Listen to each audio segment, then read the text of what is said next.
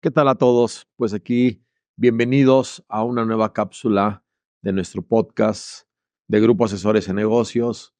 Y en esta ocasión vamos a hablar de un tema que regularmente se actualiza año con año y es un tema que afecta a la parte de las economías de las empresas, sobre todo por los cambios que tienen que realizar en su entorno de control interno, de compliance, de aplicación de las normas, y no es nada menos que la reforma fiscal, ¿no?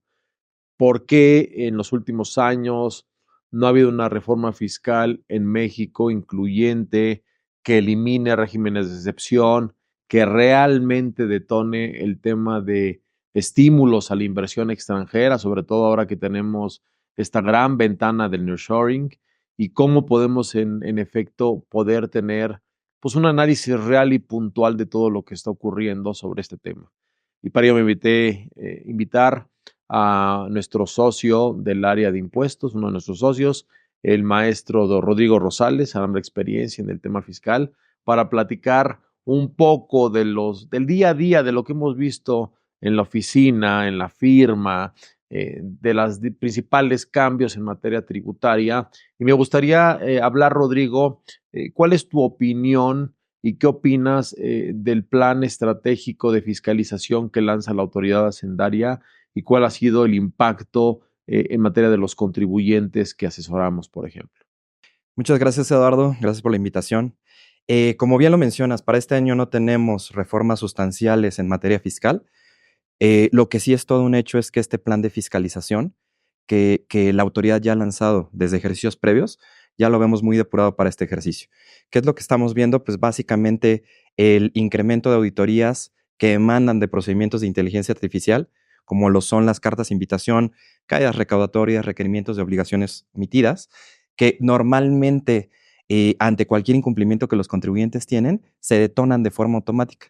¿Qué quiere decir con esto? Que realmente la estrategia de fiscalización que está haciendo la autoridad va muy encaminada a la adopción de elementos tecnológicos que, número uno, eficienticen la forma en que se hacen las auditorías. ¿Por qué? Porque destinan menos capital humano. ¿Por qué? Porque una tecnología está llevando a cabo los procesos de auditoría inicial y número dos, son más eficientes. Realmente lo que hemos visto es que estos cruces de información, pues en la mayoría de los casos son verdaderos por parte de la autoridad. ¿Y qué implica con ello? Pues que realmente los contribuyentes deben de estar ya no solo atentos de no incurrir en alguna omisión fiscal, sino de tener un cumplimiento debido dentro de los plazos establecidos en ley para evitar omisiones. ¿Por qué? Porque realmente lo que busca detonar la autoridad fiscal con estos procedimientos es la interposición de sanciones económicas, de multas. Y lo vemos día a día con un incremento en la parte de la fiscalización sobre actos ciertos por parte de la autoridad, y que en función a los elementos coercitivos que ven, inician otro tipo de facultades de comprobación. Hemos visto en días recientes un incremento en las visitas para efectos de cumplimiento en materia de prevención de lavado de dinero y revisiones para efectos de cumplimiento. Danos un poquito de contexto, Ron, en ese sentido. Sí, sin duda. Es bastante puntual esta observación que haces, Eduardo. El tema de actividades vulnerables en materia de prevención de lavado de dinero no es un tema novedoso. Recordemos que desde 2013 la legislación estaba en términos vigente, pero no habían detonado actos de revisión más que de fiscalización. Recordemos que el tema de la ley en materia de prevención de lavado de dinero lo que busca es la constatación del origen de los recursos, no así un fin fiscal eminentemente.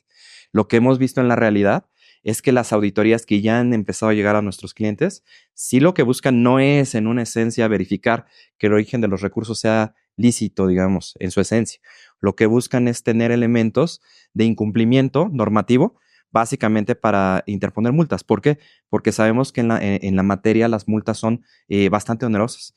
Es decir, pueden llegar hasta por el monto de la omisión de la actividad no presentada. Supongamos que se trata de una enajenación de un bien inmueble que vale 2, 3 millones. Si no se presentó el aviso en término y forma, las multas pueden llegar hasta por esa cuantía.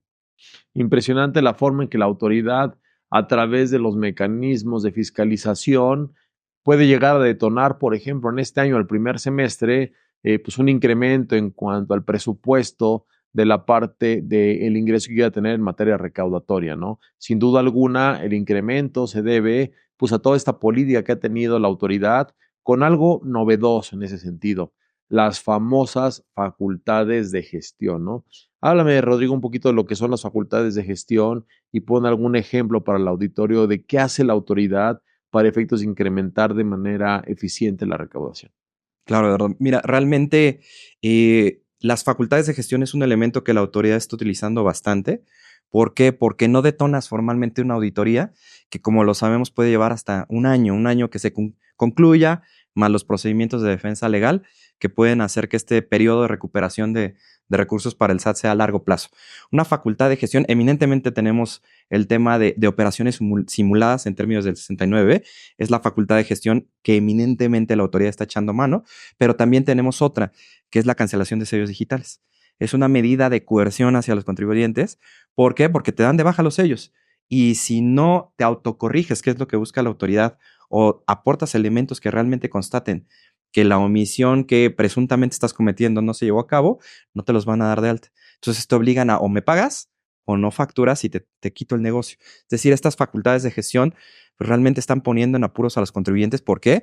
Porque son un camino, no quiero decir paralelo, pero sí independiente a una facultad de comprobación que hace que la autoridad pueda llegar a una eficiencia recaudatoria en un menor plazo. Creo que sin duda para el siguiente ejercicio fiscal y sobre todo como tenemos continuidad en el Ejecutivo Federal, van a echar mucho más mano de facultades de gestión versus comprobación. Es decir, el bloqueo de sellos, el tema de requerimiento de obligaciones omitidas, el tema de multas, el tema de detonar procedimientos de sanción por tener operaciones con empresas que presuntamente simulan operaciones, creo que va a ser algo que sin duda va a tener un incremento sustancial. Y en el tema de cancelación de sellos digitales, en base a tu experiencia, ¿cuál es la causa fundamental por la que más se cancelan los sellos digitales? Es decir, ¿hay algún parámetro o alguna característica similar en los contribuyentes sobre los cuales cancelan los sellos digitales? Sí, dentro de los clientes que nos han llegado a la firma, hemos denotado una constante. Básicamente, el hecho de que llegues a una cancelación de sellos digitales, en el 90% de las circunstancias tienes un requerimiento previo, una carta de invitación o caída recaudatoria, y casi en la totalidad de ellos, las fuentes generadoras son omisión en el entero de retenciones, llámese por concepto de ISR o IVA, y el tema de diferencias en el entero del IVA. O sea, estas son las dos constantes que normalmente la autoridad fiscal observa y puede detonar en una cancelación de sellos. Retenciones, digo, es muy puntual. ¿Por qué? Porque está muy sancionado el hecho de no enterar impuestos que propiamente no son propios, que tú eres un ente por medio del cual se retienen y se enteran al fisco federal, que incluso puede ser ahí una presuntiva de materia penal incluso, que eso se justifica, el por qué puede haber un detonante en materia de cancelación de certificados de sello digital, pero en tema de IVA, la autoridad normalmente lo observa porque es donde tiene un elemento cojo, si lo queremos ver de esta forma. ¿Por qué? Porque hasta el día de hoy todavía no puede vulnerar el secreto bancario y el tema de los flujos de efectivo que podría obtener por medio de los estados de cuenta de todos los contribuyentes, no lo puede hacer. Y es por eso que presume que existen diferencias de IVA, porque lo único que tiene a su alcance son los FDIs timbrados y los FDIs recibidos. Los complementos de pago, que es un elemento que introdujo para tener ahí cierto control, pero ante cualquier diferencia, estos dos caminos son los que normalmente vemos como constante para un bloqueo de sellos. Interesante el tema en ese sentido, para efectos de poder establecer el procedimiento de fiscalización derivado de los temas de los FDIs. Y creo que uno de los grandes problemas en ese sentido es las formas de pago, ¿no? Sí. Platícanos un poquito en ese sentido, cómo una mala aplicación en la forma de pago te puede llevar a una cancelación de sello. Sí, claro, sin duda. Lo que siempre recomendamos a nuestros clientes es el tema de tener un cumplimiento, un compliance de la parte de los complementos de pago. Porque puede ser que emitamos facturas, sabemos que existen dos formas, ¿no? Si no la liquidaron al momento de la emisión del comprobante, debe ser PUE, pago en una sola exhibición. Y si no lo han liquidado a la fecha de emisión del comprobante, debe ser con PPD, pagos parciales diferidos. ¿Qué es lo que ocurre? Si no lo cobramos y llega el fin de mes y lo tengo con PUE, la autoridad asume que ya lo cobré y por lo tanto en la declaración de ese mes tendría que ser acumulado. Para renta sabemos que dependiendo del tipo de contribuyente, pero si es un contribuyente régimen general, digamos que no es flujo de efectivo, debería estar reflejado como base ISR, pero para IVA si dice, pues la autoridad asume que ya lo cobraste.